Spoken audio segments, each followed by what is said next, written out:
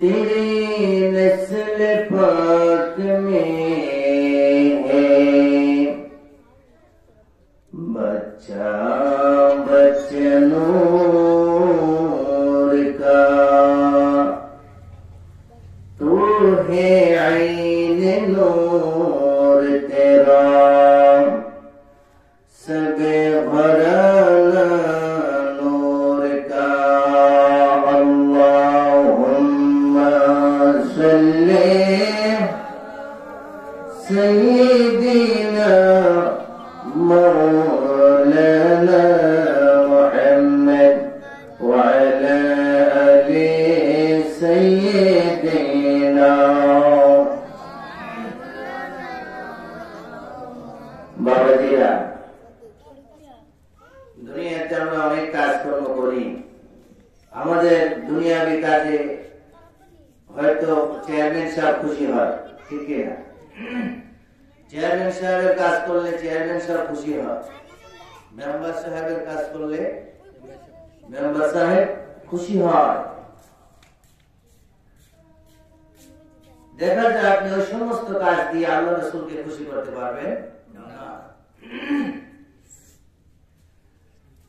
আমরা এই মুহূর্তে যে কাজটা করছি, আমাদের প্রিয় নবীর উপরে দুরূদ শরীফ পড়ি। বাচ্চারা, এই বাচ্চারা ওয়াজ করবা, কথা বলো না।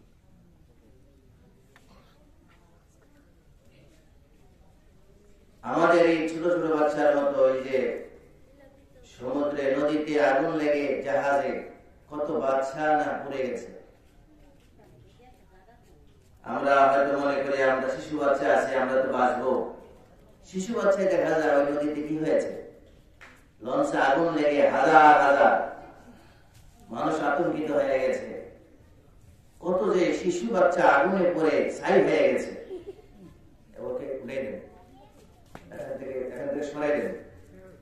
এই যাও, উঠো, পরিবেশ নষ্ট করো, পরিবেশ নষ্ট করে যাও। এমন করবে না, চুপ করে বসে।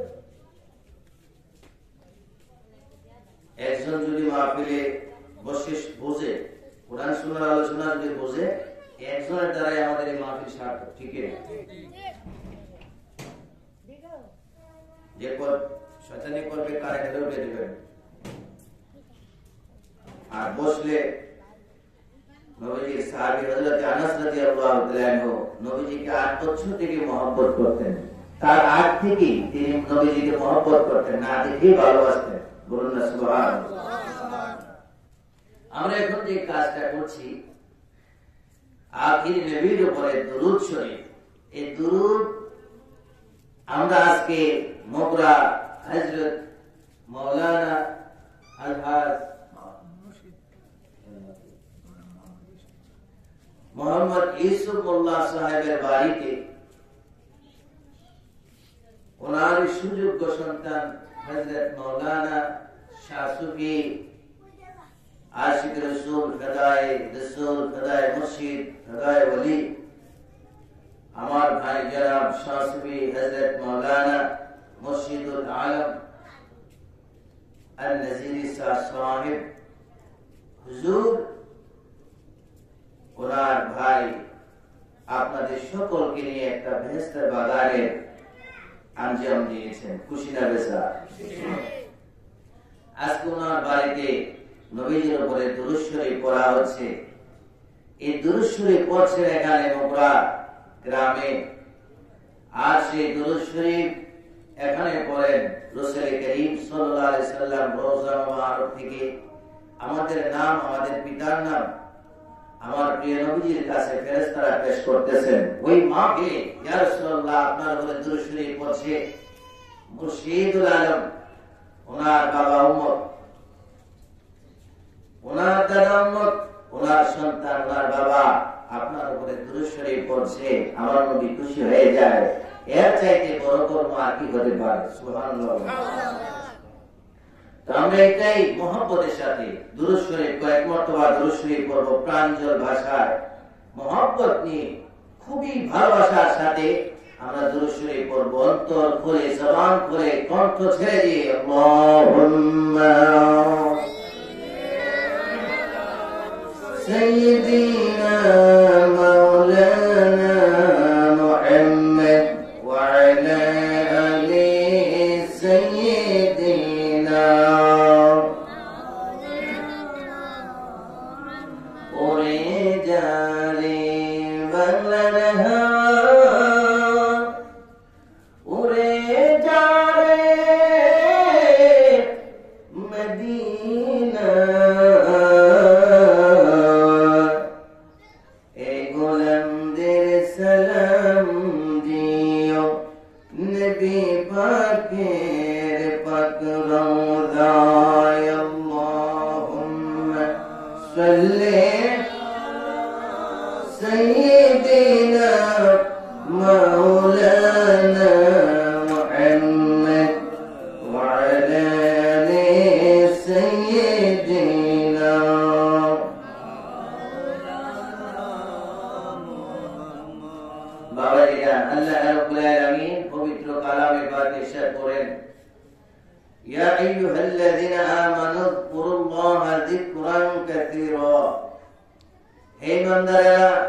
আমি আল্লাহকে বেশি বেশি করে স্মরণ করো, আমি আল্লাহর জিকির বেশি বেশি করে করো। সুবহানাল্লাহ। এই আয়াতে কারিমার ব্যাখ্যায় হাদিসে পাকে আসছে, আল্লাহর হাবিব সাল্লাল্লাহু আলাইহি সাল্লাম বলেছেন, কিতাবে আসছে, তুমি অসুস্থ হয়ে যাও, তোমার জন্য নামাজ রুখসত রয়েছে। ইচ্ছা করলে যদি দাঁড়িয়ে না পড়তে পারো বসে পড়তে পারবে, বসে না পড়লে শুয়ে পড়তে পারবে। ঠিক না? হজ উপযুক্ত হওয়া নাই, হয়ে যাওয়া আল্লাহ তোমার উপরে খরচ করেন নাই। জিকির এমন একটা আমল যেটা তুমি অসুস্থ হলে, সুস্থ হয়ে এবং অসুস্থ হয়ে সর্ব অবস্থায় তোমাকে অন্তরে জিকির চালু রাখতে হবে। সুবহানাল্লাহ। এজন্য হাদিসে আছে, তুমি জঙ্গলে থাকো আল্লাহর জিকির করো, পাহাড়ে থাকো আল্লাহর জিকির করো, সমুদ্রে থাকো আল্লাহর জিকির করো, নদীতে থাকো আল্লাহর জিকির করো, লঞ্চে থাকো আল্লাহর জিকির করো, স্ট্রিট বোর্ডে থাকো আল্লাহর জিকির করো, বিমানে থাকো আল্লাহর জিকির করো। তুমি যেখানে থাকো না কেন, শুয়ে আছো আল্লাহর জিকির করো। তোমার জ্বর, তুমি আল্লাহর জিকির করতে থাকো। তুমি সুস্থ, আল্লাহর জিকির করতে থাকো। মা বোনেরা রান্না কাজে ব্যস্ত, আল্লাহর জিকির করতে থাকেন। মা বোনেরা সন্তানকে গোসল করিয়ে দিচ্ছেন, আল্লাহর জিকিরে রত থাকেন। নামাজটা নির্দিষ্ট সময়ের জন্য আল্লাহ ফরজ করেছেন।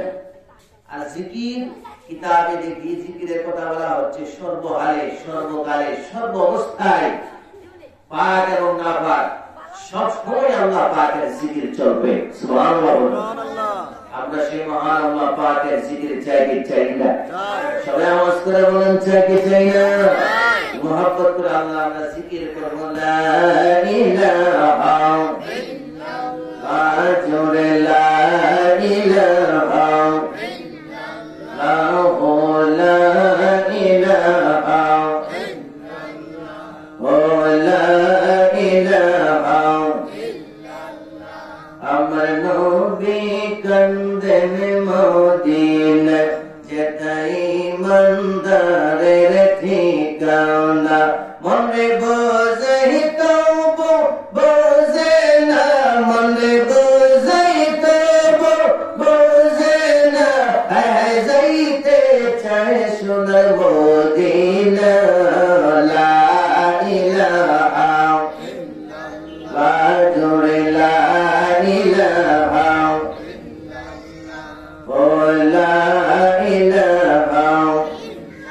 নামাজ রোজা ছাইল না, বাইরে মা বাবার খেদমত ভইল না, বলো নামাজ রোজা ছাইল না, বাইরে মা বাবার খেদমত ভইল না, আমার নবীর দুরূদ ছাইল না, বলো নবীর দুরূদ ছাইল না, আমার নূর নবীকে ভুইল না, লা ইলাহা ইল্লাল্লাহ,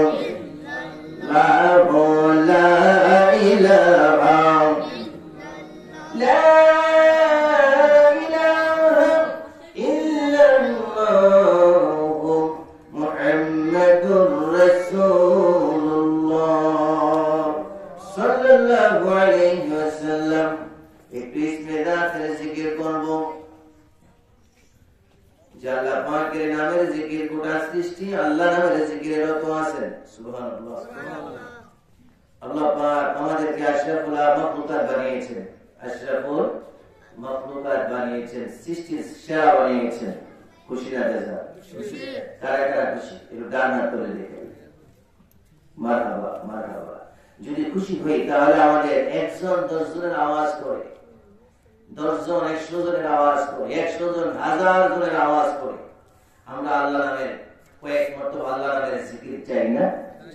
আল্লাহর জিকির যে অন্তরে থাকবে ওই অন্তরে শয়তানে বাসা করতে পারবে না। এই অন্তর থেকে শয়তান পবিত্র থাকবে, এই অন্তরে আল্লাহর রহমত বর্ষণ হবে। সুবহানাল্লাহ। এই জন্য আসল সকলেই মহব্বত করে একে 10-এর শক্তি নিয়ে মহব্বত নিয়ে জিকির করি আল্লাহ আল্লাহ আল্লাহ আল্লাহ আল্লাহ আল্লাহ আল্লাহ আল্লাহ আল্লাহ আল্লাহ আল্লাহ আল্লাহ আল্লাহ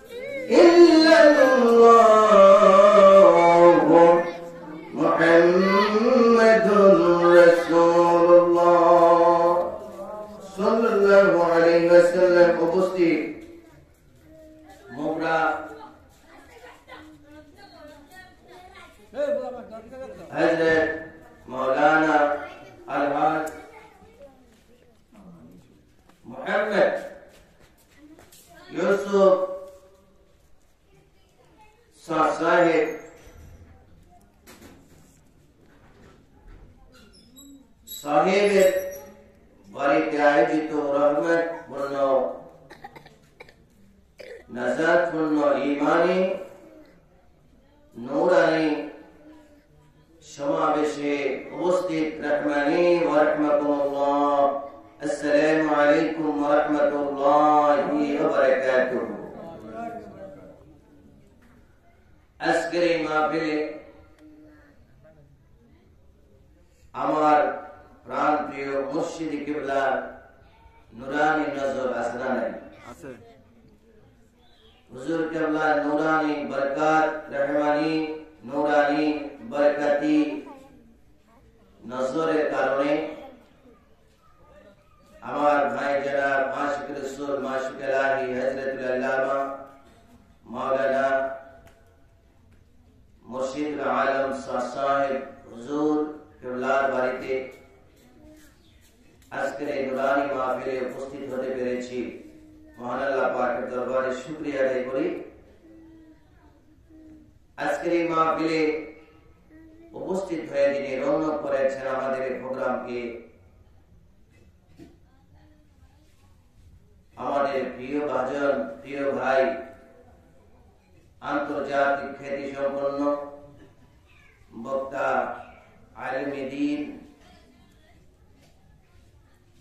সদর নবীনগর থেকে যিনি আগমন করেছেন আশিক রাসূল মাশিকে ইলাহি হযরতুল আল্লামা মাওলানা মুফতি আলী শাহ নজরি সাহেব পীর সাহেব আজমতে মদিনা দরগাহ শরীফ কালগড়া, আমার আগে যিনি আলোচনা করেছেন হাজার হাজার উস্তাদ, আমি বলবো আলেম নয় শুধু অসংখ্য উস্তাদ দলের উস্তাদ, যিনি আমাদের উস্তাদ, আমাদের মতো অনেক হাজার হাজার আলেম দলের উস্তাদ।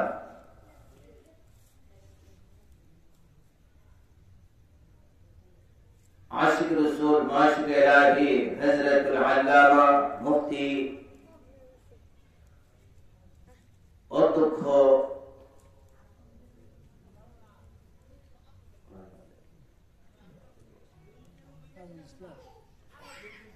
হযরতুল আল্লামা তাজুল ইসলাম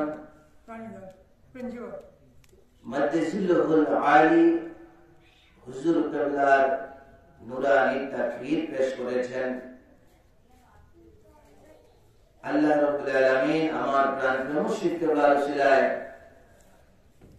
হুজুর কিবলার হায়াতের মধ্যে বরকত দান করুক।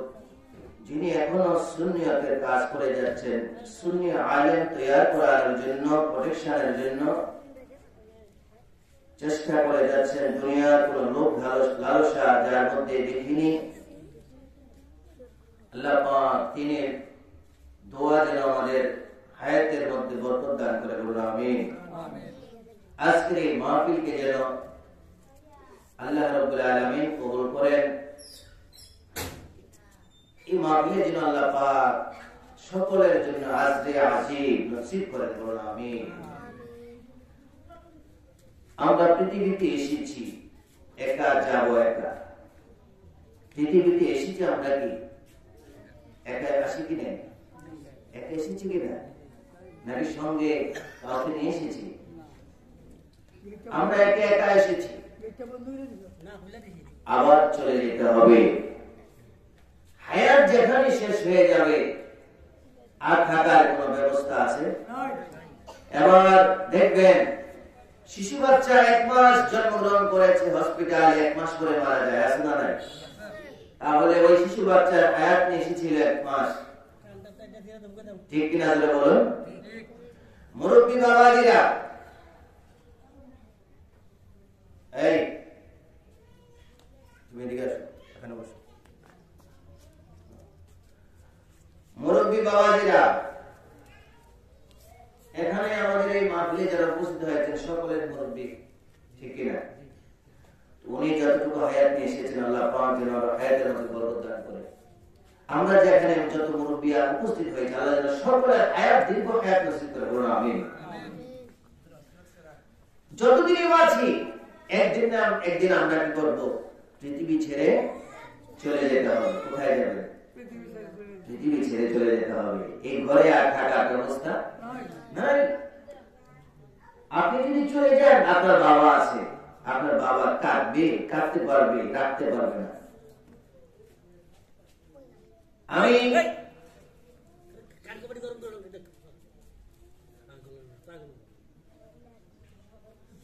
বাচ্চাদের জন্য মাকে ডিস্টার্ব হয়, প্রত্যেক বছরে দেখেছি। আপনার আজকে একটু চিন্তা করেন, আপনার সামনে প্রত্যেকটি মানুষ আপনাদের সামনে আপনার নিজের পরিবারকে সামনে তুলে ধরেন। একটু চিন্তা করেন, একটু গবেষণা করেন।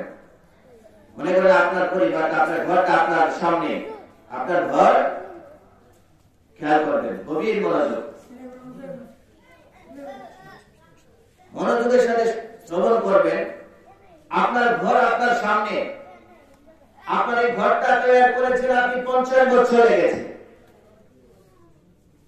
একটু একটু করে সঞ্চয় করে করে টাকাগুলো রোজগার করেছেন, সঞ্চয় করেছেন, তারপর একটা ঘর তৈরি করেছেন। আপনার সারা জীবনের সাধনা। যারা বিদেশে যায় 20 বছর 15 বছর সাধনা করে, শেষ সাধনায় এসে একটা ঘর করে, ঠিক একটা বিয়ে করে, এটি তার জীবনের সবচেয়ে বড় সম্পদ হিসেবে। তারপরে দেশে এসে আবার খেতে খায়, ঠিক না? একটু আপনি চিন্তা করেন, আপনি ঘর করলেন, সুন্দর করে সাজালেন, ঘর বাগান সুন্দর করলেন, আপনি এই মুহূর্তে দুনিয়া থেকে চলে গেলেন।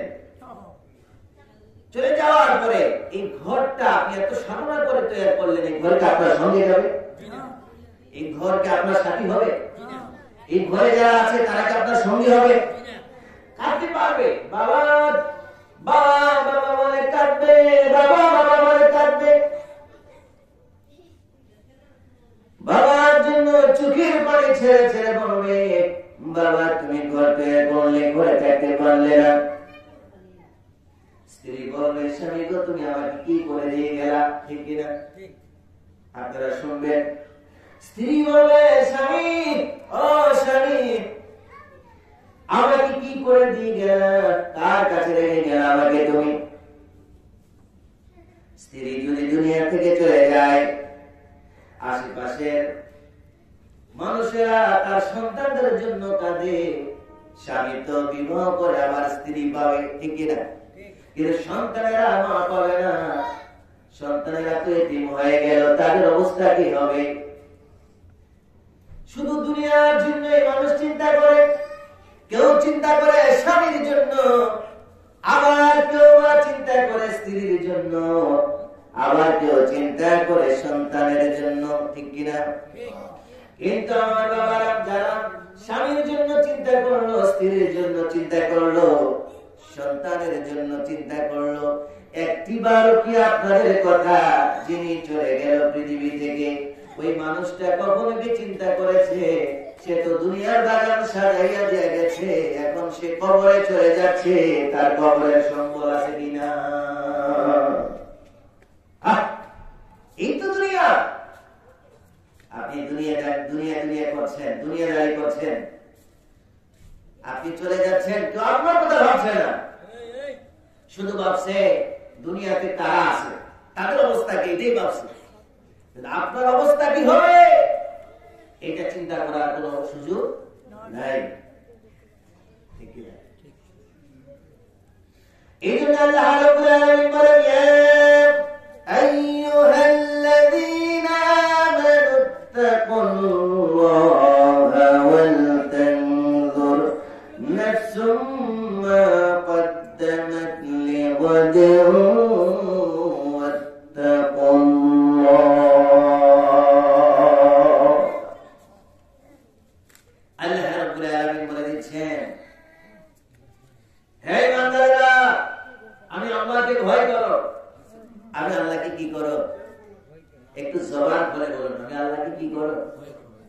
এখন তো ইলেকশন বাংলাদেশে চলছে, ঠিক কিনা? মেম্বারি, চেয়ারম্যানি, এমপি সামনে আসছে। ইলেকশনে যদি আপনাকে চেয়ারম্যানের পক্ষ হয়ে যান, যদি বলে আমার ভাই তোমার ভাই রহিম ভাই রহিম ভাইয়ের মার্কা মার্কা আওয়াজটা যদি এমন হয়, আপনারা এখানে বসে যেমন আওয়াজ দিচ্ছেন, ওই মিটিং এ যদি আওয়াজ এমন হয়, চেয়ারম্যান সাহেব বলবে এদের চাও দিস না, ঠিক কিনা? মেম্বার বলবে এদের চাটা করবি না, চাও খাওয়ানোর প্রয়োজন নেই, কাকে নিয়ে আসছো আমার মিটিং এ? যাদের জন্য আপনি দুনিয়া করবেন, এই দুনিয়ায় আপনার পর হয়ে যাবে। আর যেটা আপনার আপন হবে, ওইটার স্লোগান দিতে আমাদের কষ্ট হচ্ছে। একটু আওয়াজ করে বলুন, জবানের মালিক কে? সবাই বলুন, জবান দিয়েছেন কে? আমরা জবান খুলে ডাকবো কাকে? সবাই বলুন, জবান খুলে ডাকবো কাকে? আল্লাহকে যদি আমরা ডাকি, একটু বলেন না আল্লাহ। দেখি যুবকদের, মুরব্বীদের আওয়াজ, মুরব্বীর আওয়াজ দেবো, যুবকেরা সাইলেন্ট, বলুন না আল্লাহ।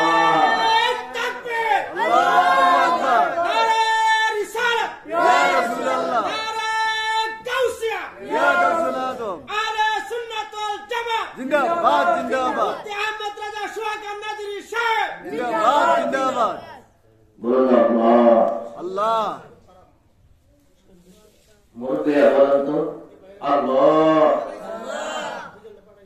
এই আওয়াজে চাও তো দেবে না, তো অন্তর খুলে বলেন তো আল্লাহ। এবার ছোট ছোট বাচ্চারা বলো আল্লাহ, যুবকেরা বলো আল্লাহ। মারহাবা, তোমাদের আওয়াজ বড় শক্ত। এবার সবাই একসাথে আওয়াজ করে বলুন আল্লাহ। ইয়া রাসূলুল্লাহ, ইয়া রাসূলুল্লাহ, ইয়া রাসূলুল্লাহ, ইয়া হাবিবাল্লাহ। এবার বলুন মারহাবা। ছোট বাচ্চারা বিবাহ করানো যাবে? তোমাদের কি বিবাহ করানো যাবে? রাজি আছো? রাজি আছে? ঠিক আছে, তোমাদের বিয়েতে আমরা আসবো। রাজি আছো? সবাই রাজি আছো? খুশি আছো নি? চা খাবা? যাই হোক, আমরা দুনিয়াতে থাকবো না।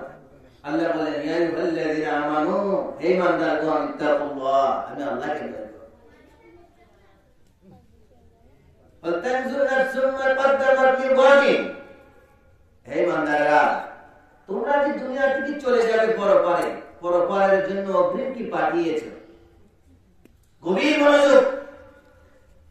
কিচ্ছা কাহিনী বলবো না, দলিল ভিত্তিক আলোচনা করবো। আপনার এই লাইব্রেরির কথা বলবো ইনশাআল্লাহ। আমরা দলিল দিয়ে তো আলোচনা করে আমাদের সময় পার হয় না, সময় শেষ করতে পারি না। সময় কোন সময় জানি চলে যায়, আর কিসা কাহিনী দলিল ছাড়া কথা বলবো কখন? আল্লাহ বলেন, তোমরা অগ্রিম পরপারের জন্য কি পাঠিয়েছো? খেয়াল করবেন, আপনি একটা ঘর তৈরি করছেন, ঘর তৈরি করার আগে ঘরে থাকেন না, ঘর সমাপ্তি হওয়ার পরে, ঘরের কাজ সম্পাদন করার পরে আপনি ঘরে যান, ঠিক কিনা? এই মাহফিল হবে আলোচনা মুখে মুখে ছিল, সকালে মুখে মুখে ছিল, প্যান্ডেল, এই স্টেজ ছিল না। যখন স্টেজ করা হয়েছে, এক এক করে লোক বসতে শুরু করছে, ঠিক কিনা?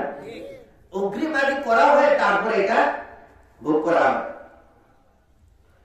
ঠিক তেমনি আপনি কবরে যাবেন, সেই কবরে আপনি যাবেন, ওখানে হিসাব নিকাশের ব্যবস্থা আছে, সওয়াল জবাবের ব্যবস্থা আছে, মারামারির ব্যবস্থা আছে, আবার শান্তির ব্যবস্থা আল্লাহ রেখেছেন, ঠিক কিনা? বলেন, আপনি যেটা চান সেটাই পাবেন। আপনি যদি দুনিয়াতে চান আমি কবরে মাইর খাবো, তাহলে মাইর পাবেন। যদি আপনি বলেন না আমি কবরে নবী নিয়ে যেতে চাই, তাহলে নবী পাবেন, ঠিক কিনা? আল্লাহ বলে, অগ্রিম কবরের জন্য কি পাঠাইছো? আপনি ঘরে সকালে মাছ দিয়ে খাবেন, আপনার স্ত্রীকে বলছেন মাছ দিয়ে খাবো সকালে, আপনার স্ত্রী বলে আগে মাছটা আনো, তারপরে গোস্ত নাই তো, গোস্ত নাই, আনলে তারপরে সবকিছু আগে অগ্রিম সাজাইতে হয়, তারপরে আপনি খাইতে পারবেন, তারপরে আপনি এটাকে কোন কাজে লাগাইতে পারবেন, আগে অগ্রিম সঞ্চয় করতে পারবেন। আল্লাহ বলেন, কবরের জন্য অগ্রিম তুমি কি পাঠাইছো? এই যে আজকে আমরা এখানে বসেছি, এটা কবরের সঞ্চয় কিনা, ঠিক কিনা? এই যে বসছে, এই বসাটা কি দুনিয়ার কোন মানুষের জন্য বসেছেন? কার জন্য? সবাই বলুন না কার জন্য? আল্লাহর জন্য আমরা বসেছি, আল্লাহকে রাজি করার জন্য। যে আল্লাহকে আল্লাহ নিজে মহব্বত করেন, আল্লাহকে যে আল্লাহ তার প্রিয় নবীকে নিজে মহব্বত করেন। সুবহানাল্লাহ বলুন। তারপরে অগ্রিম কি পাঠাইছে, এই জন্য আল্লাহ পাক বলেন, হ্যাঁ আমার বান্দারা তোমরা শুনে রাখো, অগ্রিম তুমি কি পাঠাইয়াছো। কবরে তুমি যাবে, কবরে যাওয়ার আগে কবরের জন্য তুমি কি সঞ্চয় করেছো। বান্দারে আমি তোমাদেরকে বলে দিচ্ছি, কবরে যাওয়ার পূর্বে তোমরা কবরটাকে সুন্দর করে সাজাইয়া যাইও।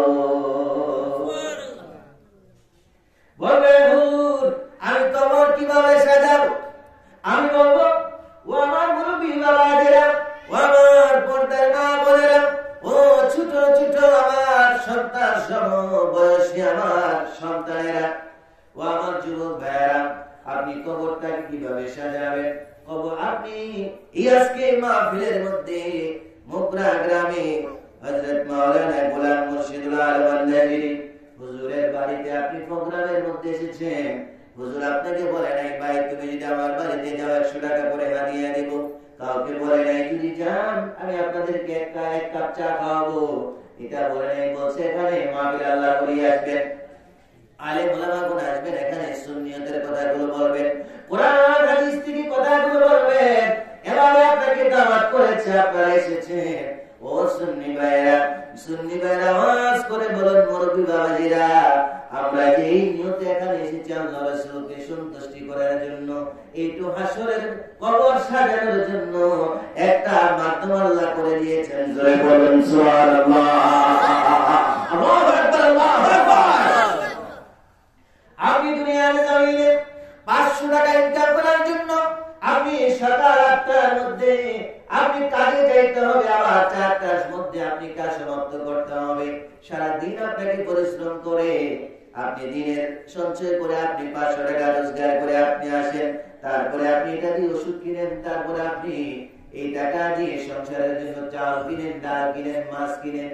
এই টাকা আপনি সারাদিন চলে যায়, আপনার দিনের খাবারের জন্য আপনি সারাদিন পরিশ্রম করতে হয়।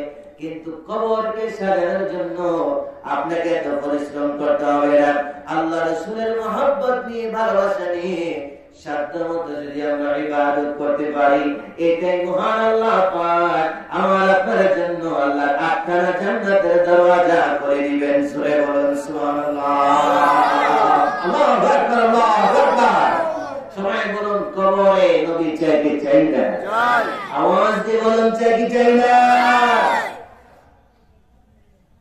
এই জন্য আমার ভাইরা, আজকের এই মাহফিলটা কবরকে সাজানোর জন্য, প্রস্তুত করার জন্য, যার অন্তরে হুব্বে রাসূল থাকবে, যার অন্তরে নবী প্রেম থাকবে, ওই ব্যক্তি হয়ে যাবে আল্লাহ ওয়ালা, ওই ব্যক্তি হয়ে যাবে রাসূল ওয়ালা। জান্নাতের চিন্তা করতে হবে না, আল্লাহ পাকের জান্নাত তার কদমের মধ্যে লুটে পড়বে। ঠিক কিনা জোরে বলো? শুধু আমাদের অন্তর দিয়ে আমার নবীকে ভালোবাসতে হবে। কাকে? নবী নবী বলে মোর দিন কাটে, আহ দিন কাটে গো বুক ফাটে। বলো নবী নবী বলে মোর দিন কাটে, আহ দিন কাটে গো বুক ফাটে। ঠিক না বলো? ভালো লাগে না মোর কোনো কাজে, বলো ভালো লাগে না মোর কোনো কাজে। নবী নবী বলে মোর দিন কাটে, আমাদের দিন রাত কাটুক, নবী নবী বলে আমরা চাই কি চাই না? চাই কি? হাত তুলে দেখায়।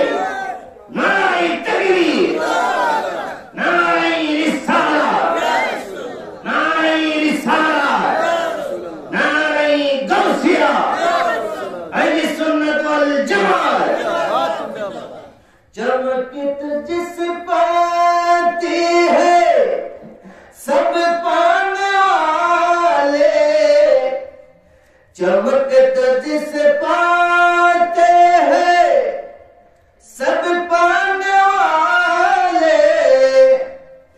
मेरा दिल भी चमका दे चमकाने वाले या रसूलल्लाह।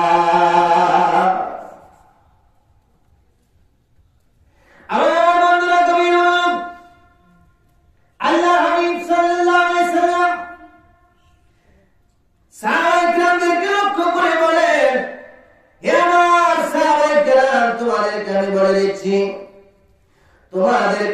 দিচ্ছি আমার সাহাবায়ে কেরাম। ওমর ইবনে খাত্তাব রাদিয়াল্লাহু তাআলা থেকে হাদিস শরীফটি বর্ণিত। আল্লাহর প্যারা নবী রাহমাতুল আলামিন ইয়ামান দেশ থেকে ইয়ামানের দিকে লক্ষ্য করে আমার প্রিয় নবী সাহাবায়ে কেরামদেরকে বলেন,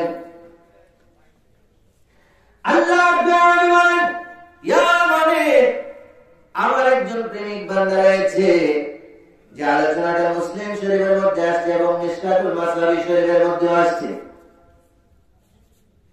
ওমর ফারুক রাদিয়াল্লাহু তাআলা বলেন, ওমর ইবনে খাত্তাব عن عمر بن الخطاب رضي الله تعالى عنه أن رسول الله صلى الله عليه وسلم قال إن رجلا يأتيكم من اليمن الله تعالى برحمة للعالمين বলেন, ইয়ামান দেশ থেকে একজন ব্যক্তি আসবে, ওই ইয়ামান দেশ থেকে একজন ব্যক্তি আসবে যার স্মৃতিরূপ ছিল, সমস্ত শরীর সাদা হয়ে গিয়েছিল।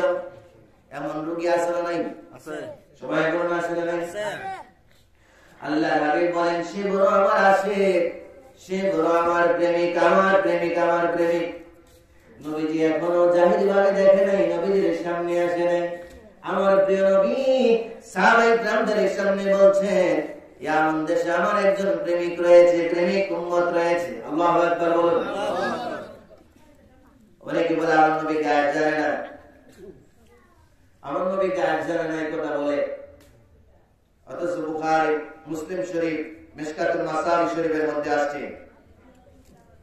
আল্লাহ নবী বলেছেন, তিনি বলেন, আল্লাহ হাবিব বলেন, قال سمعت رسول الله صلى الله عليه وسلم ওমর ইবনে খাত্তাব বলেন, আমি শুনেছি আমার প্রিয় নবী বলেছেন, ইয়াকুলু ইন্না খায়রাত তাবিঈন, সে হলো তাবিঈগণের মধ্যে শ্রেষ্ঠ তাবিঈ। সুবহানাল্লাহ বলেন। অনেকে বলে আমার নবী গায়েব জানে না।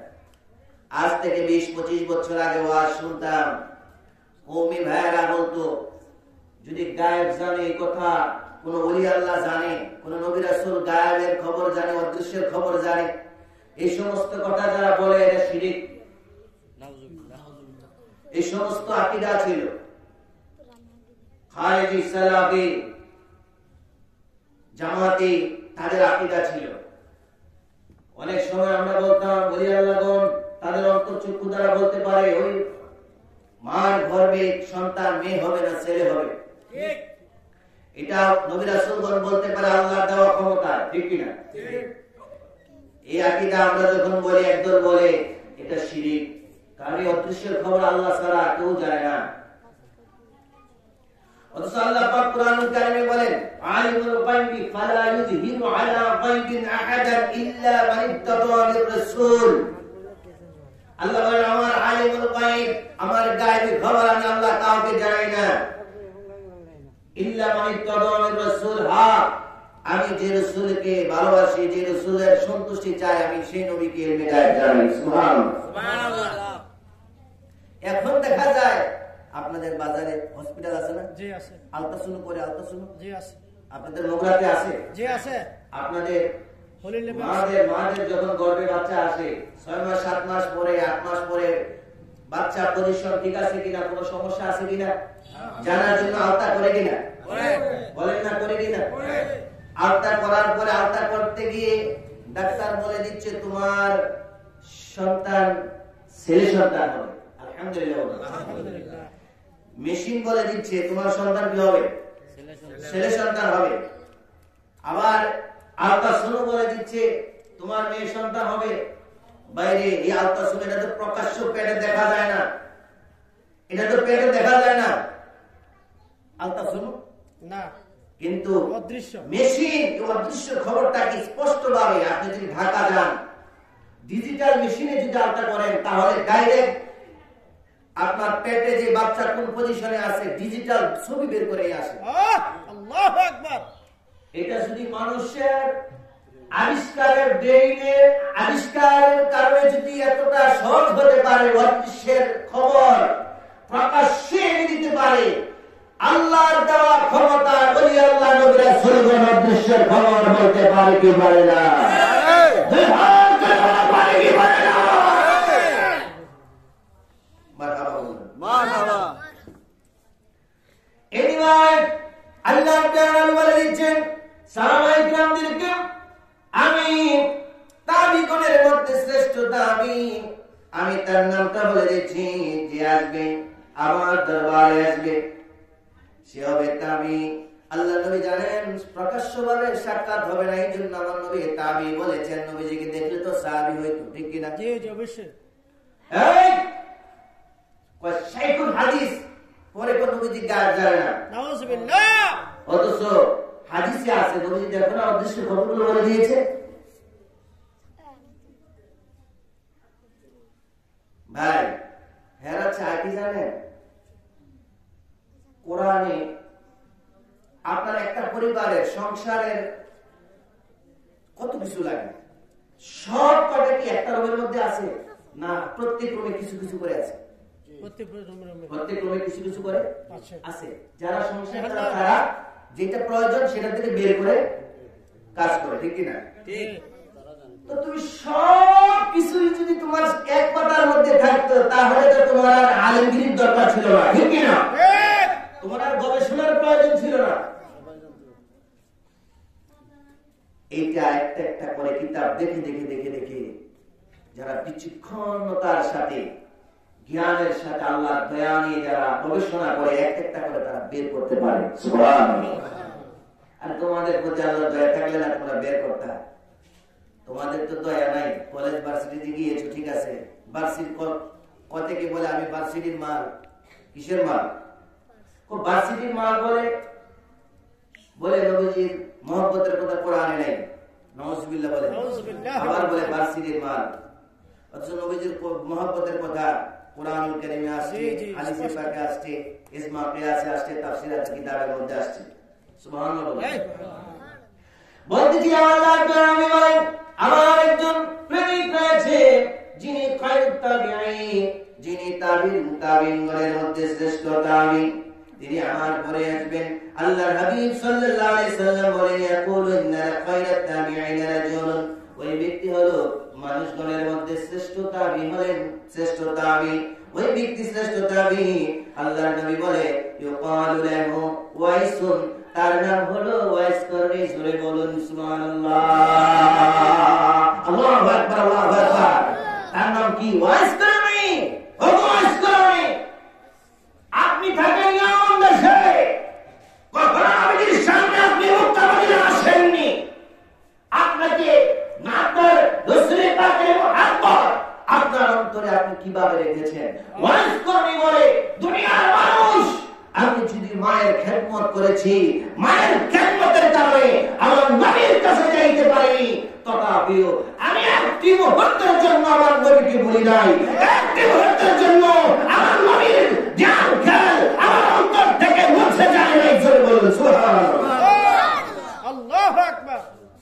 আমাদের অন্তরে সে প্রেম চাই কি চাই না? মহব্বত করে বলুন না চাই কি না? এটা আওয়াজ দিয়ে বলুন চাই কি না? সাহাবায়ে কেরাম আশ্চর্য হয়ে গেলেন, ইয়া রাসূলুল্লাহ, ও তোমার নবী রাহমাতুল আলামিন। আল্লাহ নবী আরো বলেছেন, ইয়া সাহাবায়ে কেরাম তোমাদেরকে আমি বলে দিচ্ছি তোমরা শুনে রাখো, ইয়া সাহাবায়ে কেরাম আমার এই জুব্বা মুবারকটা খলিফাতুল মুসলিমিন ওমর ইবনে খাত্তাব রাদিয়াল্লাহু তাআলা আনহু, তিনি ছিলেন, ওমর ফারুক ছিলেন, হযরত মাওলানা আলী ছিলেন, সাহাবায়ে কেরাম ছিলেন, আবু বকর ছিলেন। তিনি যাদের সামনে আমার নবী বললেন আমি যখন দুনিয়া থেকে চলে যাব তোমরা আমার এই জুব্বা মুবারকটা তার কাছে পৌঁছে দিবে। সাহাবায়ে কেরাম আশ্চর্য হলেন, ইয়া রাসূলুল্লাহ, যিনি কখনো মক্কা আসেনি, আপনার পেছনে নামাজ পড়েনি, আপনাকে দেখেনি, ইয়া রাসূলুল্লাহ আপনার জুব্বা মুবারক সে পাইল সে কেমন আপনাকে ভালোবাসে। হুজুর সাহাবায়ে আমরা মনে করতাম আপনার এই জুব্বা মুবারকটা আমরা হয়তো কেউ পেয়ে যাব, কিন্তু আপনার জুব্বা মুবারকটা আপনি এমন একজন ব্যক্তির কথা বললেন যাকে আমরা চিনি না, যাকে আমরা দেখিনি। আমার প্রিয় নবী বলে তার স্মৃতি রোগী হয়েছিল, সমস্ত শরীরে স্মৃতি রোগী ছিল। সে আল্লাহ তাআলার কাছে ফরিয়াদ করেছিল, রব্বুল আলামিন আল্লাহ আমার এই রোগটাকে তুমি ভালো করে দাও। তার ফরিয়াদ মহান আল্লাহ পাক কবুল করে এই রোগ থেকে তাকে নিষ্কৃতি দিয়েছেন, ভালো করে দিয়েছেন। আর সে বলেছিল আল্লাহ আমার যে এই রোগ ছিল এটার একটা নিদর্শন হিসাবে তুমি আমার হাতের তালুর মধ্যে একটা নিদর্শন রেখে দিও, একটা চিহ্ন রেখে দিও, আমি যেন তোমার শুকরিয়া ভুলে না যাই।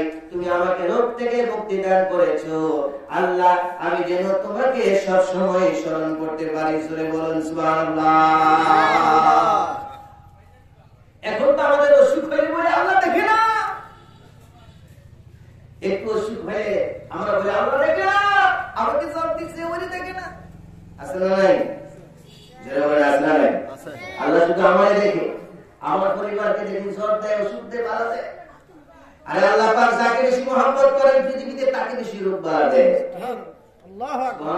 সুবহানাল্লাহ। ওয়াইস করুনি বলে আল্লাহ আমাকে যে রোগ দিয়েছিলে ভালো করেছো, এটার একটা নিদর্শন রেখে দিও, সামান্য একটু রোগটা রেখে দিও, যাতে আমি তোমাকে ভুলে না যাই যে আমাকে তুমি ভালো করে ফেলেছো, আমার যাতে স্মরণ হয় তুমি আমাকে রোগ থেকে ভালো করেছো, শুকরিয়া যেন আদায় করতে পারি।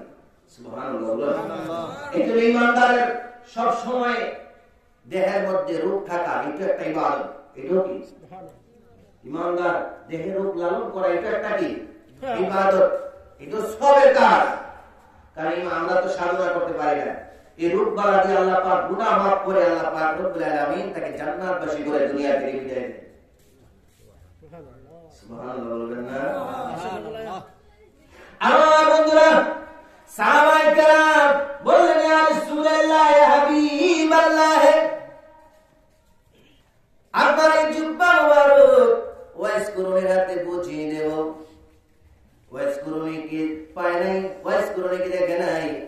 হযরত ওমর ফারুক রাদিয়াল্লাহু তাআলা তিনি কুফার ময়দানে গেলেন, ওই জায়গায় গিয়ে তিনি ভাষণ দিলেন মানুষের সম্মুখে, ইয়ামান দেশ থেকে তোমরা এখানে ইয়ামানের কোন মানুষ আছে কিনা? ইয়ামান দেশ থেকে ইয়ামানে ওয়াইস করুনি নামে কোন একজন ব্যক্তি বাস করে। সুবহানাল্লাহ।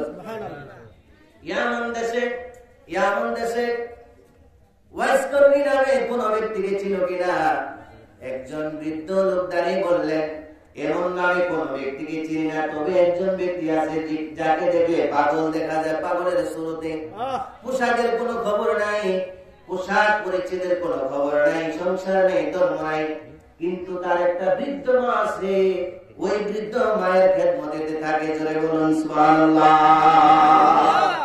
পাহাড় জঙ্গলে তার বাস, পাহাড় জঙ্গলে একটা ছোট্ট কুড়ে ঘর রয়েছে, পাহাড় জঙ্গলে একটা ছোট্ট কি আছে কুড়ে ঘর আছে। তার বাবা নাই, মা আছে খুবই বৃদ্ধ, মাকে নিজে গোসল দিতে হয়, নিজে খাওয়াইতে হয়, নিজে কাপড় পরাই দিতে হয়, মা অসুস্থ, তার সেবা করে। সে মানুষের মুকাবে আসে না, সে রাখাল বকরি ছড়ায়, জঙ্গলে বকরি ছড়ায়, সে মানুষের নাগালে আসে না, নিরিবিলি থাকে, একা একা থাকে, কারোর সাথে তার সমাজ নামাজ থেকে সে আলাদা। তবে শুনেছি তার নাম ওয়াইস করুনি। সুবহানাল্লাহ। খলিফাতুল মুসলিমিন হযরত ওমর ফারুক রাদিয়াল্লাহু তাআলা মাওলা আলী রাদিয়াল্লাহু তাআলাকে সঙ্গে নিয়ে সেই ইয়ামান দেশে রওনা দিলেন। ইয়ামান দেশে আমার নবী গায়েবী খবর, ওই ইয়ামান দেশে তাবি, ঠিক না? ঠিক। আমার নবী গায়েবী খবর, এই গায়েবী খবরকে বাস্তব করার জন্য যাচ্ছে, ইয়ামান দেশে যাচ্ছে। ভাইরা আর একটি কথা বলতে চাই, আমরা যদিও মক্কা মদিনায় জন্মগ্রহণ করি নাই, আমার নবীর যুগে আমরা জন্মগ্রহণ করি নাই। জন্ম আমার নবীর যুগে হলে কেমন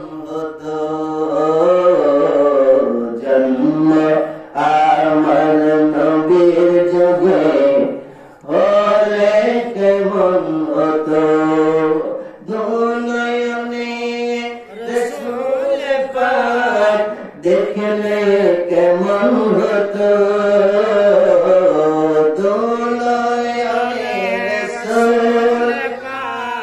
দেখলে কেমন হতো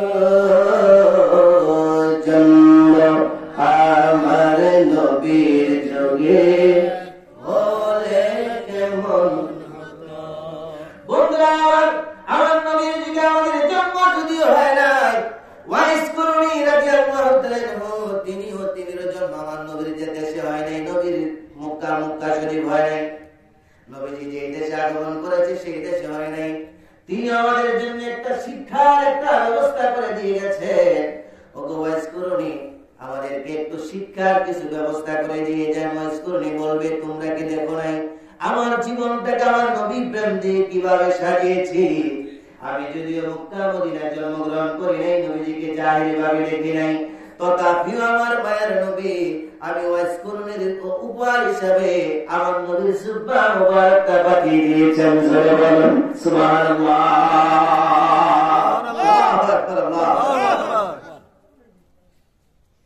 আমাদের জন্য আমার প্রিয় নবী ইমাম বুসিরি রাহমাতুল্লাহি আলাইহি কাসিদা লিখেছেন, মাওলায়া সাল্লি ওয়া সাল্লিম দাইমান আবাদান আলা হাবিবিকা খায়র খালকি কুল্লিহিম।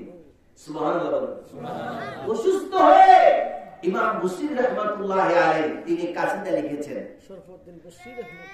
ইমাম শরফুদ্দিন বুসিরি তিনি কাসিদা লিখলেন আমার নবীর শানে। অনেক ডাক্তার কবিরাজদের চিকিৎসা উনি করেছেন রূপ ভালো হওয়ার জন্য। যে রোগটা কিতাবের মধ্যে আসছে প্যারালাইসিস ছিল, তিনি অর্ধেক বডিটা কি ছিল, অকেজো ছিল, প্যারালাইসিস হয়ে গেছে। কোন ডাক্তারের চিকিৎসায় কি হচ্ছে না, ভালো হচ্ছে না। আমার আলোচনার দ্বারা এটা আমাদের বাস্তব জীবনে শিক্ষণীয় একটা বিষয় হবে। ওয়াইস করুনি যখন অসুস্থ হয়েছিলেন তিনি ফরিয়াদ করেছিলেন আল্লাহর দরবারে, আমার আখিরি নবীজির নাম মুবারক তিনি উসিলা করতেন আল্লাহর দরবারে বারবার, রোগ ভালো হওয়ার জন্য, রোগ মুখ থেকে মুক্তি পাওয়ার জন্য। সুবহানাল্লাহ বলবেন।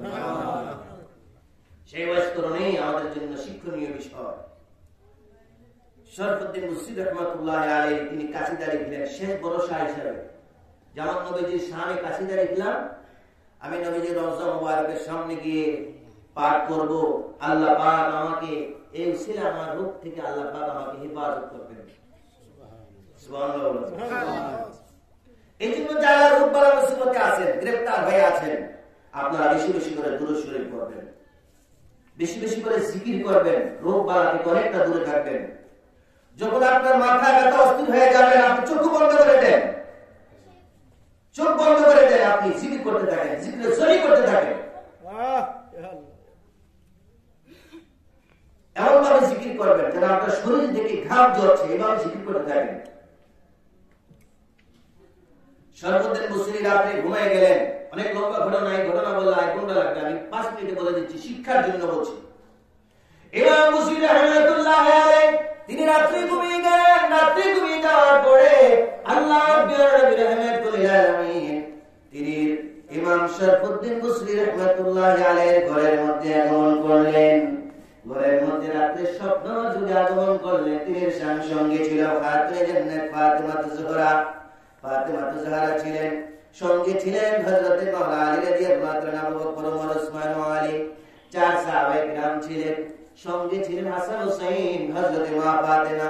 আল্লাহর প্যারা নবী শরফুদ্দিন বুসরিকে ডেকে ডেকে বললেন, ও শরফুদ্দিন বুসরি, আমার জন্য তুমি নাত লিখেছো, শের লিখেছো, আমি নবীজির শানে নাত লিখেছো, তুমি নাতগুলো পরিবেশন করো।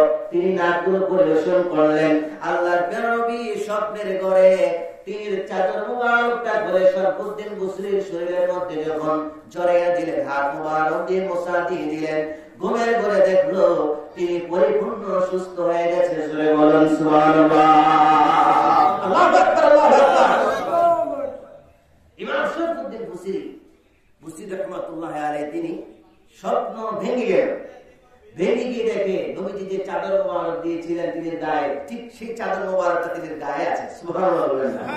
আল্লাহু আকবার, আল্লাহু আকবার। বুঝা গেল আমার নবীজি সত্যি, আমার নবীজি তিনি ঘরে এসেছে। আমার নবীজি কার ঘরে এসেছে? ইমাম শরফুদ্দিন বুসরি রাহমাতুল্লাহি আলাইহি ঘরে সত্যি আমার নবীজি স্বপ্নে আগমন করেছেন। যার ঘরে আমার নবী স্বপ্নে আগমন করেন, বাস্তবিক কি নবী আগমন করেছেন। সুবহানাল্লাহ বলুন। ইয়া রাসূলুল্লাহ ইয়া হাবিবাল্লাহ ইয়া রাসূলুল্লাহ ইয়া হাবিবাল্লাহ ইয়া রাসূলুল্লাহ ইয়া হাবিবাল্লাহ তোমারি নূরের ঝলক লাগিয়া গেল মাবুদের পরিচয় হইয়া, তোমারি নূরের ঝলক লাগিয়া গেল মাবুদের পরিচয় হইয়া, ও গোটা কি গো তোমায় নবী নবী বলিয়া, ইয়া রাসূলুল্লাহ ইয়া হাবিবাল্লাহ ইয়া রাসূলুল্লাহ ইয়া হাবিবাল্লাহ ইয়া রাসূলুল্লাহ ইয়া হাবিবাল্লাহ ইয়া রাসূলুল্লাহ ইয়া হাবিবাল্লাহ। আমার প্রিয় বন্ধুরা, আল্লাহর নবী রাহমাতুল আলামিন যখন জুব্বার দিলেন, হযরতে ওমর আল ফারুক রাদিয়াল্লাহু তাআলা, হযরতে আলী রাদিয়াল্লাহু তাআলা তিনি রওনা দিয়েছিলেন, ইয়ামান দেশে গেলেন, খোঁজ করলেন ওয়াইস করুনি কোথায় আছে। ওয়াইস করুনি যাকে আমার নবী জুব্বা দিয়ে গেলেন তিনি কেমন, যাকে কখনো দেখি নাই আমার নবীজি, তিনি খবর জানলেন। এইটা তেল মেগায়েব। সুবহানাল্লাহ বলুন। আমার নবীজি গায়েবী খবর আল্লাহ জানে কিনা? নবীজি জানে কিনা? আল্লাহর দেওয়া ক্ষমতা জানে কিনা? তিনি খোঁজ করলেন, বললেন ওয়াইস করুনি কোথায় আছে। খোঁজ নিয়ে দেখলেন ওই জায়গায় গেলেন, সন্ধ্যা হয়ে গেল। গিয়ে দেখলেন একজন ব্যক্তি সিজদার মধ্যে পড়ে আছে। আল্লাহ নবী আর বলেছেন, হে আমার সাহাবায়ে কেরাম, তার সাথে যখন সাক্ষাৎ হয়ে যাবে তোমরা তার কাছে দোয়া চাইবে, তোমাদের মাগফিরাতের জন্য দোয়া চাইবে, আমার উম্মতের গুনাহ মাফের জন্য তার কাছে দোয়া চাইবে। সে পাগল ওয়াইস করুনি আমি নবীজির বড় আসবে, সে যাই দোয়া করে মহান আল্লাহ পাক তার দোয়া কবুল করে নেন। আমরা সেই নবীর উম্মত, আমরা যদি সে ওয়াইস করুনি রাদিয়াল্লাহু তাআলা আনহুর মতো যদি আশিক রাসূল হই, বাংলার জমিন থেকে আমার নবী জানেন কিনা? আজকে আমরা যারা বলতেছিলাম ওয়াইস করুনি তো মদিনা শরীফ মক্কা শরীফ জন্মগ্রহণ করেন নাই, নবীজিকে দেখেন না, দেখলে তো সাহাবী হইতেন। নবীজি ঘোষণায় দিয়ে গেলেন তিনি হলেন খায়রুত তাবিঈন। সাহাবায়ে কিরামদেরকে যারা দেখেছেন তারা কি তাবিঈন। তাহলে নবীজি জানেন নবীজির সাথে সাক্ষাৎ হবে না জাহিরি হবে। নবীজি তাবিঈন বলে গেছেন যে আমার সাহাবায়ে কিরামদের সাথে সাক্ষাৎ হবে। ঠিক নজির রেখে গেলেন। এটাই নবীজি বোঝাতে চাচ্ছেন, হে উম্মত, মুগরার জমিন নয়, শুধু বাংলাদেশের নয়, সারা বিশ্বের যে কোনো প্রান্ত থেকে আমি নবীকে মহব্বত করবে, আমি নবীজি নবুয়তের খবর দ্বারা, নবুয়তের শক্তি দ্বারা আল্লাহর প্রদত্ত ক্ষমতা আমি সেই খবর জানি। সুবহানাল্লাহ। এটা বাস্তবে হাদিস শরীফ আমাদের শিক্ষণীয় বিষয়। কারণ নবীজি তো হায়াতুল নবী। নবীজি কি নবী? হায়াতুল নবী। সবাই বলেন নবীজি কি নবী? হায়াতুল নবী। নবীজি কি নবী? হায়াতুল নবী। আমরা যদি নবীজিকে ডাকি, নবীজিকে যদি আমরা ভালোবাসি, নবীজি শুনবেন না আল্লাহর প্রদত্ত ক্ষমতা? বলুন না, শুনবেন কিনা? শুনবেন। ইয়া রাসূলুল্লাহ ইয়া হাবিবাল্লাহ ইয়া রাসূলুল্লাহ। জোরে মাশাআল্লাহ, আমার যুবক ভাইরা এসেছে, একটু মহব্বত করে বলুন ইয়া রাসূলুল্লাহ ইয়া হাবিবাল্লাহ ইয়া রাসূলুল্লাহ। তোমারি শান তোমারি মান দিয়েছেন আল্লাহ পাক কুরআন। তোমারি শান তোমারি মান। এটা না আজকে লিখছি, আজকে ফজর নামাজের পরে একটা করে করে লিখেছি। এজন্য মহব্বত করে বলুন তোমারি শান তোমারি মান দিয়েছেন আল্লাহ পাক কুরআন। তুমি যে সিরাত জামুনিরা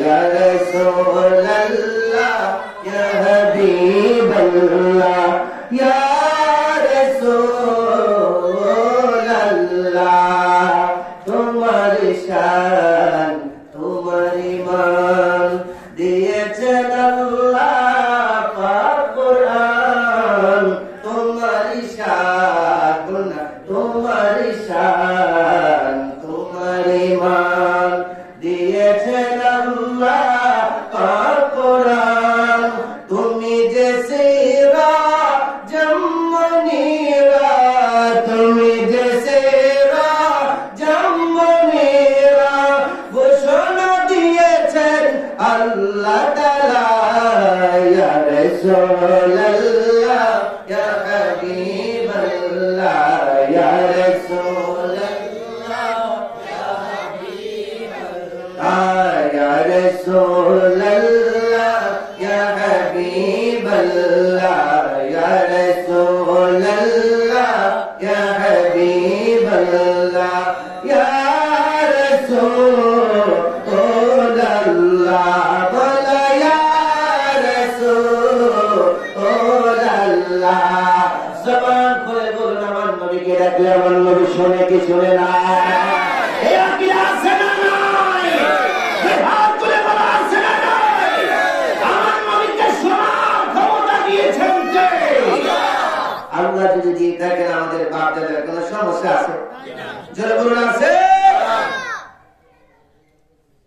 ওয়াইস করণের জীবনে আমাদের প্রমাণ করে দেয় আমার নবীজি আশিকদের খবর রাখেন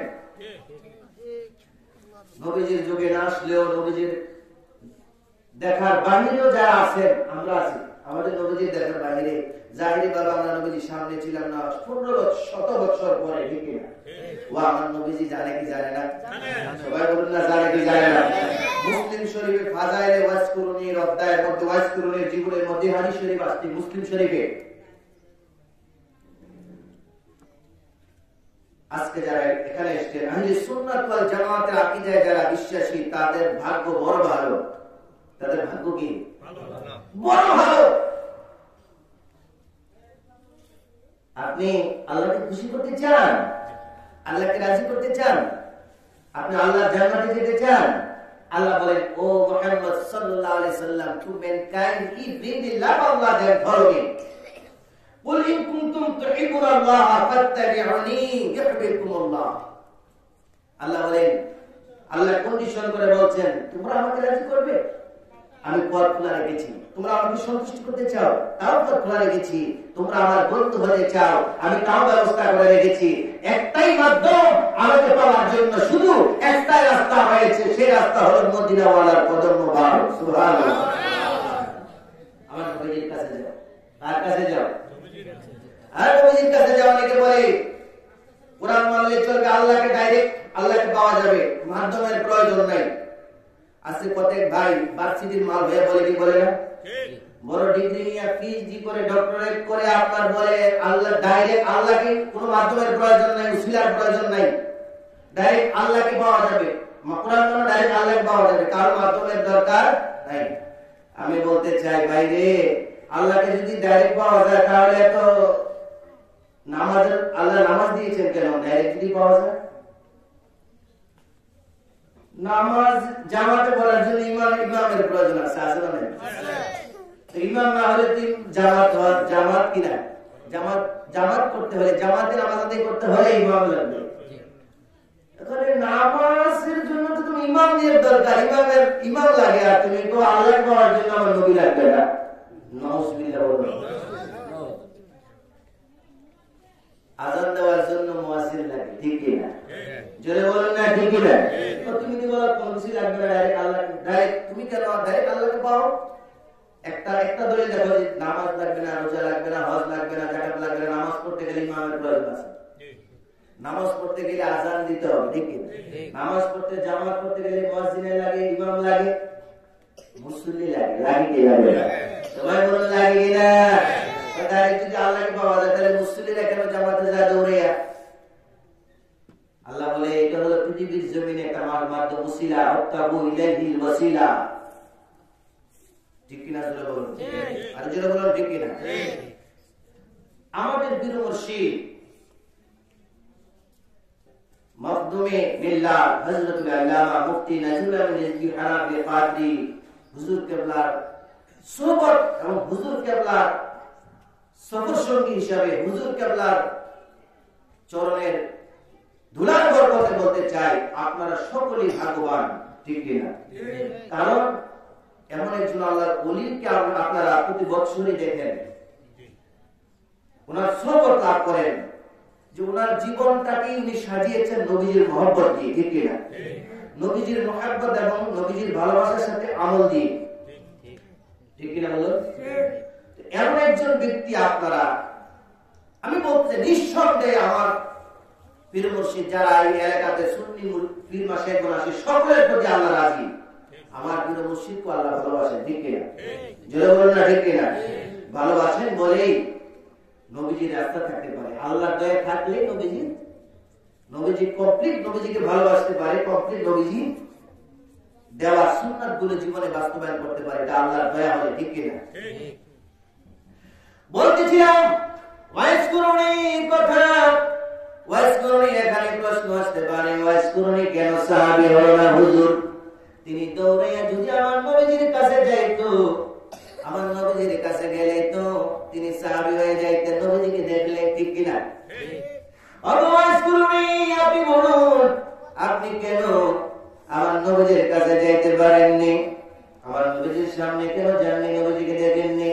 বলবে আল্লাহ পাক রব্বুল আলামিন কুরআনুল কারীমে বলেছেন, ওয়া ক্বাদা রাব্বুকা আল্লা তা'বুদু ইল্লা ইয়্যাহু ওয়া বিল ওয়ালিদাইনি ইহসানা। সুবহানাল্লাহ। আল্লাহ পাক রব্বুল আলামিন বলেছেন, হে আমার বান্দারা, তোমাদেরকে বলি, তোমরা আমি আল্লাহ পাকের ইবাদত করো, তোমার রবের সন্তুষ্টির জন্য আমি আল্লাহ পাকের ইবাদত করো। আমি আল্লাহ পাকের ইবাদত করো, অন্য কারো ইবাদত করিও না। একমাত্র আমি আল্লাহর গোলামি করো, আমি আল্লাহর গোলামি করো, আমি আল্লাহর গোলামি করো। আর তোমাদের মা বাবা যারা রয়েছে তাদের সাথে তোমরা উত্তম আচরণ করো। সুবহানাল্লাহ, সুবহানাল্লাহ।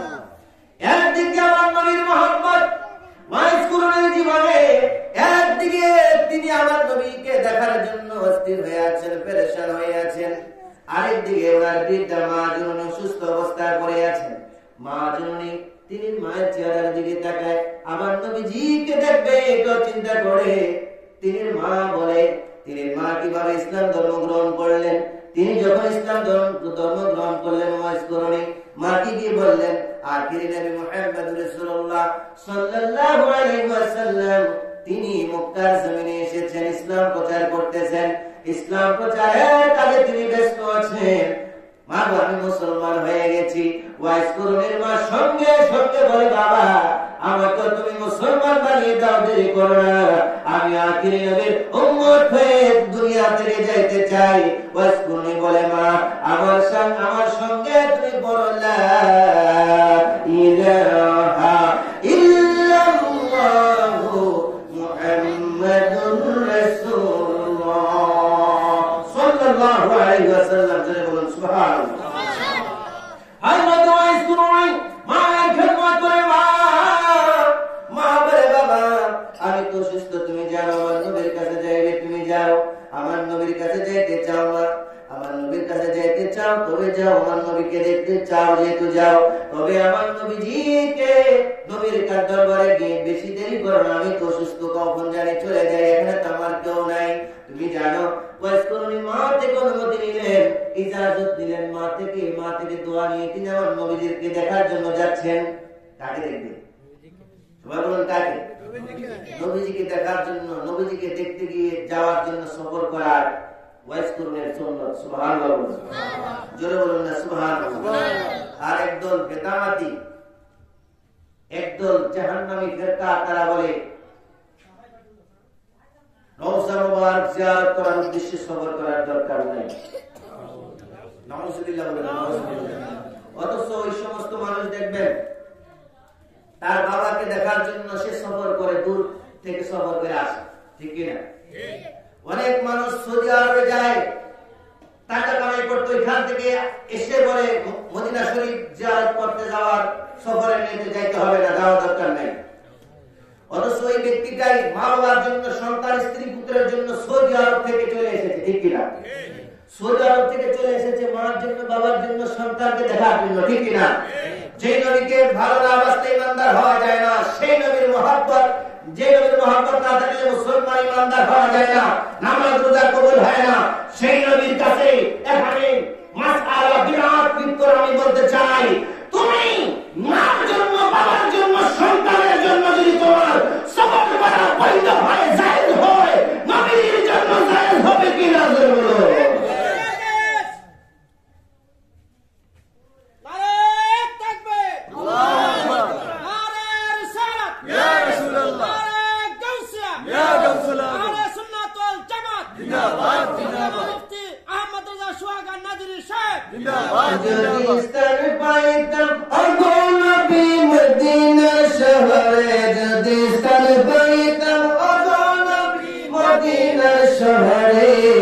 জীবন আমার ধন্য হয়তো তোমার পরশ পেয়ে, বলো জীবন আমার ধন্য হয়তো তার পরশ পেয়ে। বলুন বলুন ঠিক কিনা? লিখিত বলুন, যদি স্থানে পাইতাম অগণবী মদিনার শহরে, যদি স্থানে পাইতাম অগণবী মদিনার শহরে, জীবন আমার ধন্য হয়তো তার পরশ পেয়ে, বলো জীবন আমার ধন্য তার পরশ পেয়ে। আহা জীবন আমার ধন্য হয়তো তার পরশ পেয়ে, বলো জীবন আমার ধন্য তার পরশ পেয়ে। আমার বন্ধুরা, নবী আল্লাহ নবী মুহাম্মদ রাসূলুল্লাহ সাল্লাল্লাহু আলাইহি ওয়াসাল্লাম তিনি বলেন, উম্মত আমি তোমাদেরকে বলতে চাই, তোমাদের মা বাবা তোমাদের কাছে থাকার পর যদি তোমরা মা বাবা একজন হোক বা দুজন হোক, আল্লাহর প্রিয় নবী সাল্লাল্লাহু আলাইহি ওয়াসাল্লাম বলে, রাগিমান আনকুম সুমা রাগিমান আনকুম সুমা রাগিমান কুম মান আদরাকা ওয়ালিদাইহি ইনদাল কিবারি আহাদুহুমা আও কিলাইহিমা সুম্মা লাম ইয়াদখুলিল জান্নাহ। আল্লাহ নবী বলে, বড় আফসোস, বড় হতভাগা ওই ব্যক্তি, বড় হতভাগা ওই ব্যক্তি, বড় হতভাগা ওই ব্যক্তি যে মা বাবা একজন হোক আর বা দুজন হোক, একজন বা দুজন হোক বৃদ্ধ অবস্থায় মা বাবা পেয়েছে। কি অবস্থায়? সবাই বলুন কি অবস্থা? এখানে বৃদ্ধ বাবা আছে, এখানে বৃদ্ধ বাবা আছে, এখানে ওই সাইডে সামনের সাইডে বৃদ্ধ অনেক বাবা আছে নাই? বৃদ্ধ বাবা একজন হোক বা দুইজন হোক, সন্তান বাবা মা দুজনের কেউ যদি পায়, এমন অবস্থায় মা বাবার খেদমত করে সে জান্নাতে প্রবেশ করতে পারেনি, সেই হলো সবচেয়ে বড় হতভাগা।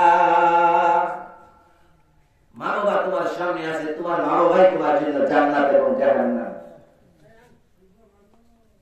ঠিক কি না? দুরূদ পড়ি, আল্লাহুম্মা সাল্লি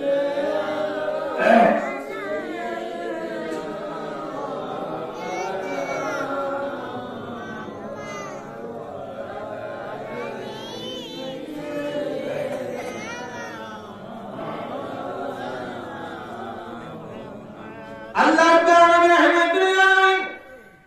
মুহাম্মদ রাসূলুল্লাহ সাল্লাল্লাহু আলাইহি ওয়াসাল্লাম বলে, উম্মত তুমি শুনে রাখো, তোমার মা বাবা বৃদ্ধ অবস্থায় থাকার পরে যদি তোমার মা বাবাকে পেয়ে তুমি জান্নাতে প্রবেশ করতে পারলে না, তবে তোমার মত হতভাগা আর পৃথিবীর জমিনে নাই, ঠিক কি না? জোরে বলুন না, ঠিক কি না? এই জন্য আমি আপনাদেরকে বলতে চাই, যুবক ভাইরা, হযরত ওয়াইস কুরনি রাদিয়াল্লাহু আনহু যদি হাদিস দিয়ে আলোচনা করতে চাই, অনেক লম্বা আলোচনা, আমি আলোচনাটা শেষ করতে পারবো। আল্লাহর নবী রাহমাতুল আলামিন মুহাম্মদ রাসূলুল্লাহ সাল্লাল্লাহু আলাইহি ওয়াসাল্লাম বলে, যদি তুমি কোন কারো মা বাবাকে তুমি গালি দাও, আছে না সমাজে? অন্যের মায়ের নাম নিয়ে বাবার নাম নিয়ে গালি দেয়, আছে না নাই? আল্লাহ নবী বলে, তোমার মা অন্যের মা বাবার নাম নিয়ে তুমি গালি দিয়েছো, এটা অন্যের মা বাবার উপরে পড়বে না, বরং তোমার মা বাবার উপরেই পড়বে। এই জন্য যুবক সমাজ হুঁশিয়ার হওয়া প্রয়োজন, আছে না নাই? অন্যের মাকে গালি দেওয়া যাবে না। অন্যের বাবাকে গালি দেওয়া যাবে? এই গালিটা কার উপরে পড়বে? নিজের মা বাবার উপরে পড়বে। এই গালিটা কার উপরে পড়বে? নিজের বাবা মার উপরে পড়বে। এই জন্য আমি বলতে চাই, মা বাবাকে গালি দেওয়া যাবে? মা বাবাকে বৃদ্ধ অবস্থা পেয়ে যারা জান্নাতে যেতে পারলো না, অর্থাৎ সেবা করলো না, খেদমত করলো না, মা বাবার সাথে ভালো আচরণ করলো না, আল্লাহ নবী বলে ব্যক্তি হতভাগা। ওই ব্যক্তি কি? হতভাগা। ওই ব্যক্তি হতভাগা। বন্ধুরা আমার নবীর ওয়াইস কুরনি রাদিয়াল্লাহু তাআলা তিনি কাছে গিয়ে সাহাবায়ে কেরাম উপস্থিত হলেন। ও ওয়াইস কুরনি, আপনি কি ওয়াইস কুরনি? আপনার হাতের মধ্যে কোন দাগ আছে কিনা? আমার নবী বলে গিয়েছিলেন তার হাতের মধ্যে একটা দাগ আছে, সেতু রঙের একটা সাদা দাগ আছে, ছোট একটা সরিষা 1 দিরহাম পরিমাণ জায়গার মধ্যে দাগ রয়েছে। এই দাগ রয়েছে এবং তার কিছু আলামত বললেন, আলামত দেখে চিনবে। সাহাবায়ে কেরাম সব আলামত দেখে চিনলেন, শুধু হাতের যে সাদা দাগটা এটা দেখেন নাই। বললেন আপনার একটা হাতটা যদি আমাদেরকে দেখাইতেন। হাতটা দেখানোর পরে দেখলো ঠিকই আমার নবী যেভাবে বলেছেন ওই আলামত রয়েছে। হুজুর, আপনি আমার নবীর বড় আসে, আপনি আমার নবীর জন্য আপনি কিভাবে আমার নবীকে রাজি করলেন? আমার নবী আপনাকে জুব্বা মুবারক উপহার দিয়েছে, আমরা পাইনি। জুব্বা মুবারক আপনি পেয়েছেন, উপহার হিসেবে পেয়েছেন।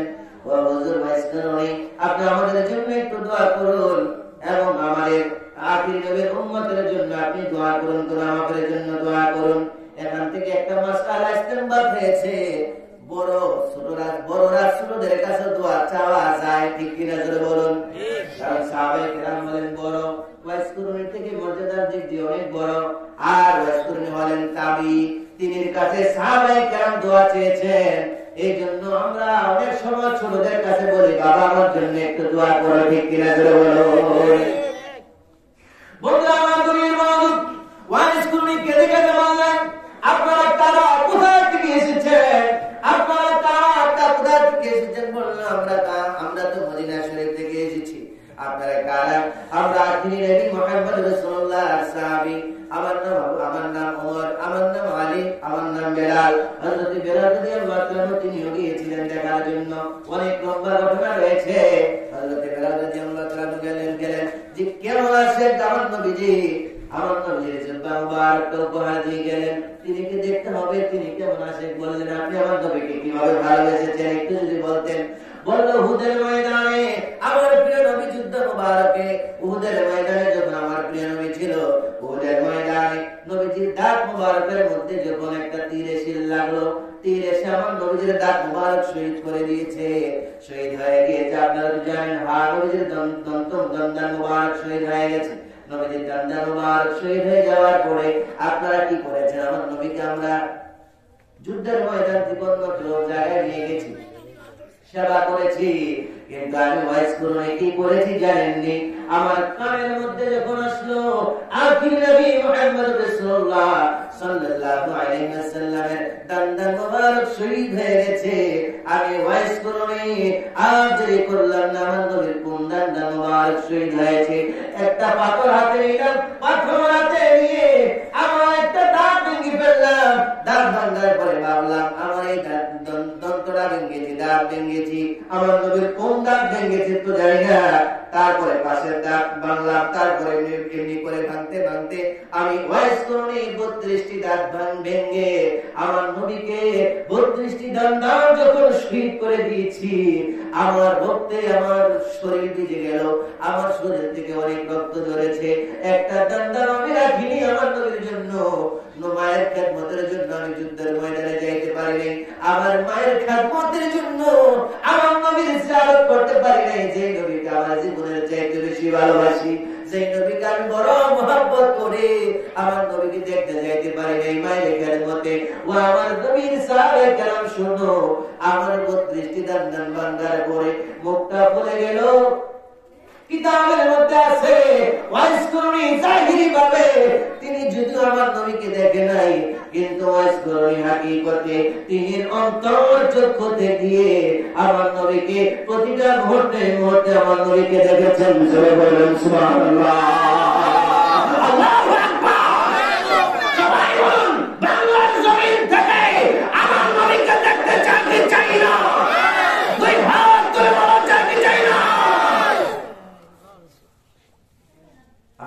আমিন বলুন।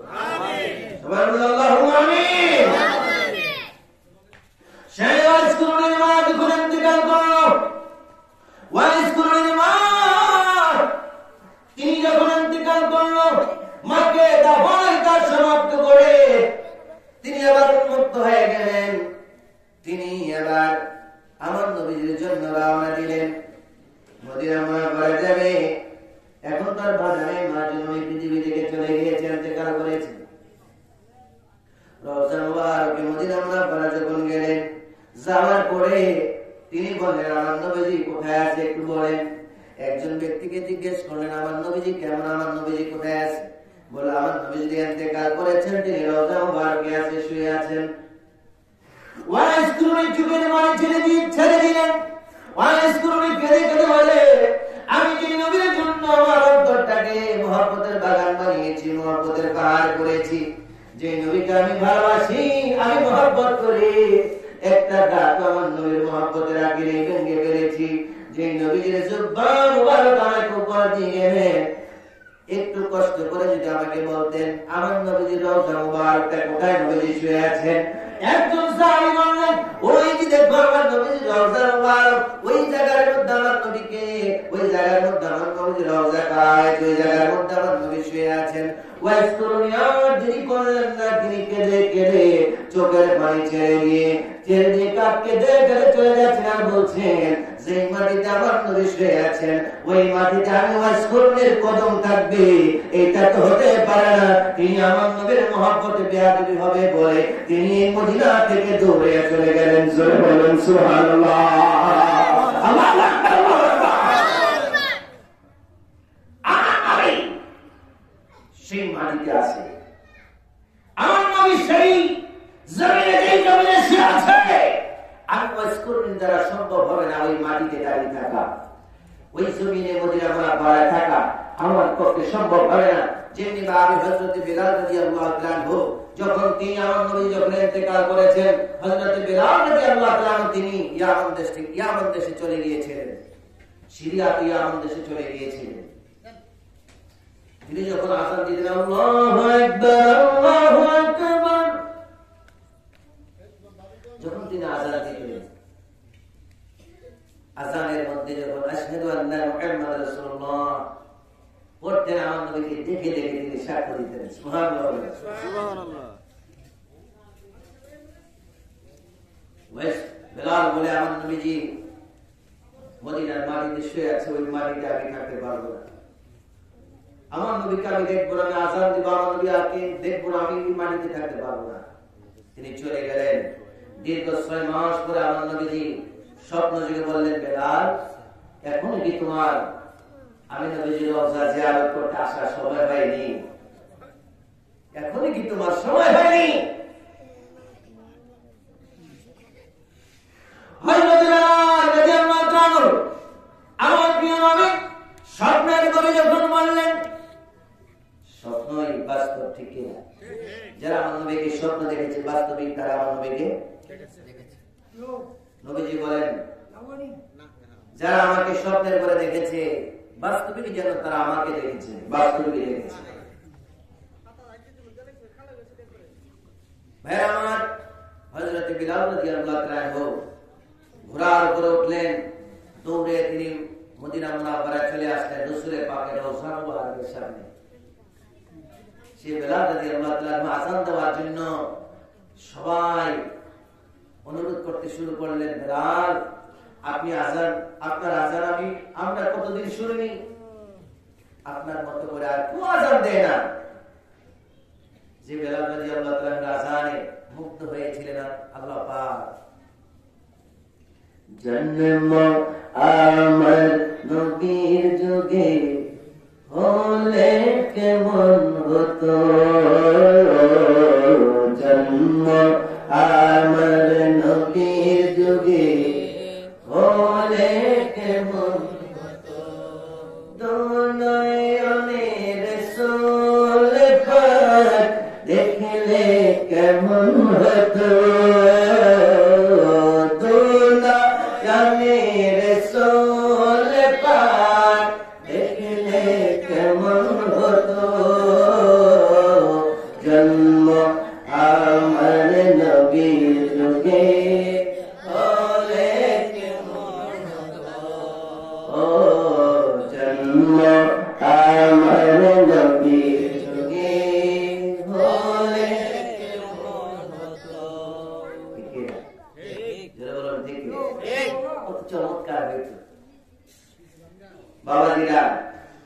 যুগে যদিও আসি নাই, তারপরে মহান আল্লাহর দরবারে শুকরিয়া আদায় করি, ঠিক কিনা?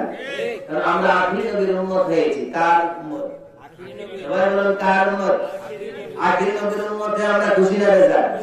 সবাই বলুন খুশি না বেজার? আখিরি নবীর উম্মত হলে লাভ আছে না লোকসান? জোরে বলুন লাভ আছে না নাই? আখিরি নবীর উম্মতের জন্য আল্লাহ কি রেখেছেন? আজকে আসিন রেখেছেন। সুবহানাল্লাহ বলুন। আখিরি নবীর উম্মতের জন্য কি রেখেছেন? আজকে আসিন। হযরতে বেলাল রাদিয়াল্লাহু তাআলা আসলেন, সবাই বলল আযান দিতে।